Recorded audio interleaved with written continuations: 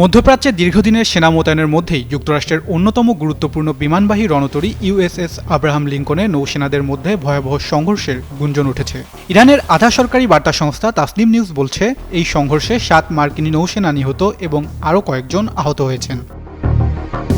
তাসনিমের দাবি, দীর্ঘ সময় ধরে সমুদ্রে অবস্থান ও সামরিক অভিযানের চাপের কারণে রণতরীটির ক্রুদের মধ্যে অসন্তোষ ও মানসিক চাপ বাড়ছিল। পরিস্থিতি নিয়ে আলোচনা করতে ইউএস সেন্ট্রাল কমান্ডের প্রধান ব্র্যাড কুপারের একজন উপদেষ্টা রণতরীতে গেলে উত্তেজনা আরও বাড়ে বলে দাবি করা হয়েছে। প্রতিবেদন অনুযায়ী নৌসেনাদের একটি সমাবেশে ওই উপদেষ্টা বক্তব্য দেওয়ার সময় ক্ষুব্ধ ক্রুরা তাকে উদ্দেশ্য করে দুয়ধ্বনি দেন এবং পানির বোতল ছুঁড়ে মারেন। এক পর্যায়ে পরিস্থিতি নিয়ন্ত্রণের বাইরে চলে গেলে নৌসেনাদের নিজেদের মধ্যে হাতাহাতি ও রক্তক্ষয়ী সংঘর্ষ শুরু হয়। এতে ছুরি ও অন্যান্য ধারালো অস্ত্র ব্যবহারের অভিযোগও রয়েছে। তাসনিম আরও দাবি করেছে, ইউএসএস আব্রাহাম লিঙ্কন টানা 263 দিন মোতায়েন রয়েছে এবং এর মধ্যে প্রায় 208 দিন সমুদ্রে ছিল।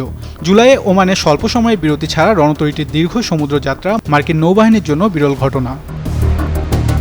প্রায় 5500 নৌসেনা ও মেরিন সদস্য নিয়ে পরিচালিত এই বিমানবাহী রণতরী যুক্তরাষ্ট্রের সামরিক শক্তির অন্যতম গুরুত্বপূর্ণ প্ল্যাটফর্ম। তবে দীর্ঘমেয়াদী মোতায়েনের কারণে ক্রুদের উপর শারীরিক ও মানসিক চাপ কতটা তৈরি হয়েছে তা নিয়ে প্রশ্ন উঠতেই পারে। তবে 7 সেনা নিহত হওয়ার এই দাবির নিশ্চিত প্রমাণ এখনও পাওয়া যায়নি। মার্কিন নৌবাহিনী বা সেন্টকমও এ বিষয়ে কোনো আনুষ্ঠানিক বক্তব্য দেয়নি। তবে ঘটনাটি সত্য হলে তা হবে যুক্তরাষ্ট্রের সামরিক ব্যবস্থার জন্য বড় ধরনের অভ্যন্তরীণ দ্বন্দ্বের সংকেত। তাহসিন বর্ণ, যুগান্তর নিউজ।